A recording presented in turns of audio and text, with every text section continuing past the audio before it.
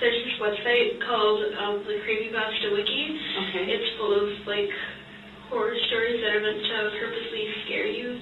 And there's one of them called Slenderman. What's best for the community may not be what's best for Anissa Weier. As much as we can sit back and say, I will never do that again.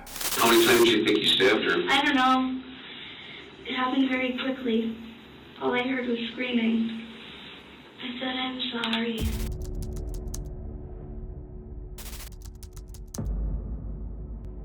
Sometimes morbid curiosity leads to unforeseen consequences. But what happens when this curiosity crosses the boundaries of the law? On May 31st, 2014, in Waukesha, Wisconsin, two 12-year-old girls, Anissa Weier and Morgan Geyser, lured their friend Peyton Leutner into a wooded area in a nearby park. There, they proceeded to stab her 19 times because they believed it would appease a fictional character known as Slender Man. Yes, you heard me correctly, all for a fictional character. Slender Man is a fictional character that originated on a website called Something Awful back in 2009. Described as tall and skinny with a featureless white face, he is typically depicted wearing a black suit, tie, shoes, and a white shirt. Some portrayals even include tentacles emerging from his back.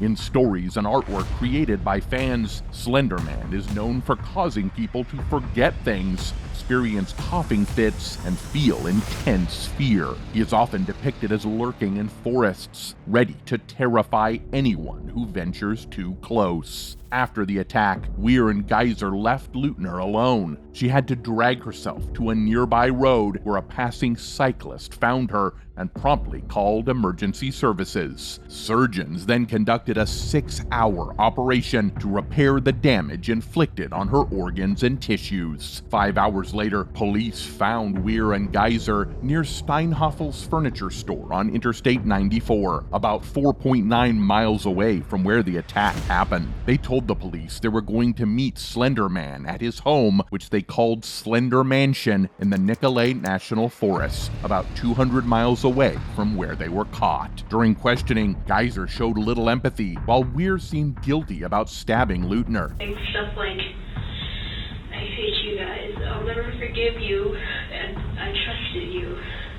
However, both insisted they attacked because they thought it would make Slender Man happy. During the police investigation and subsequent trial, Morgan Geyser disclosed a history of experiencing visual and auditory hallucinations from a young age. Among these hallucinations was a persistent figure she called It, described as a form resembling smoke and ink.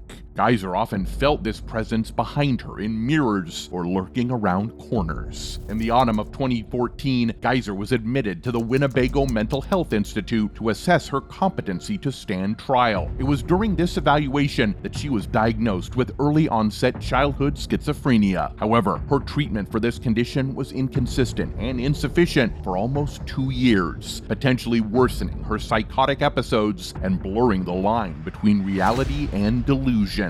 The introduction of medication played a crucial role, enabling Geyser to comprehend the gravity of her actions and exhibit appropriate emotions like guilt and remorse. Facing charges of attempted first-degree homicide, categorized as a Class A felony, Geyser received a sentence of 40 years to life, while Weier, charged with attempted second-degree homicide, a Class B felony, was sentenced to 25 years to life.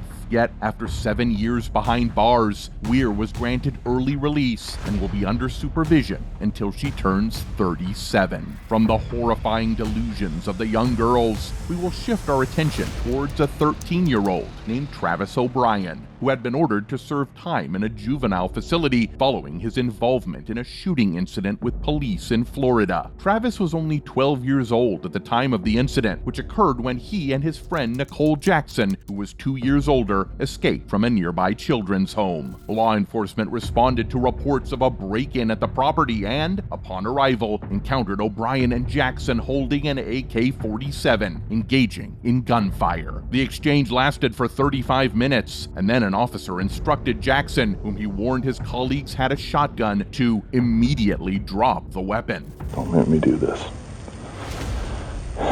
Don't do this. The shootout had a disruptive effect on the local community, causing fear and concern among residents. It also led to increased scrutiny of security measures at children's homes and potential changes in law enforcement protocols for handling similar situations. Travis pleaded no contest to charges of breaking into a place, causing damage, and trying to hurt police officers. He was sent to a program to assess his level of risk, and it was understood that he could potentially be released with conditions afterward. It was also determined that he couldn't be punished beyond his 21st birthday. His lawyer, Jeff Dean, argued that Travis was just a young boy who got caught up in something serious. Before we delve into the next unsettling story, let's make sure to subscribe to the channel so you don't miss out on the latest updates. Meet Lionel Alexander Tate, who held the unfortunate title of being the youngest American ever sentenced to life imprisonment without the possibility of parole. His story began in January 2001 when, at the tender age of 13, he was convicted of first-degree murder for the tragic death of 6-year-old Tiffany Unick in Broward County, Florida, back in 1999. On July 28, 1999, Lionel Alexander Tate was under the care of his cousin, Tiffany Unick, while Tate's mother, Kathleen Grossett Tate, was supervising. During their playtime downstairs, Grossett Tate intervened, asking them to quiet down. About 45 minutes later, Tate went upstairs to tell his mother that Tiffany had stopped breathing. Sadly, Tiffany was found with severe bruises on her legs, feet, and neck. Furthermore, in Florida, there's a law known as the felony murder rule. This means that if someone commits a serious crime and someone dies during that crime, even if harming or killing anyone wasn't the intention, the person can be charged with first-degree murder. So even though Lionel Tate didn't intend for anyone to get hurt because he was involved in an incident resulting in a child's death, he was found guilty of murder. The judge sentenced him to life in prison without needing to prove that he meant to harm anyone or even knew someone could get hurt. But that's not the end of the story. On May 23, 2005, Tate faced charges of armed burglary with battery, armed robbery, and violation of probation, according to the Broward County Sheriff's Office. Allegedly, Tate threatened Domino's pizza delivery man Walter Ernest Gallardo outside a friend's apartment shortly after placing an order over the phone.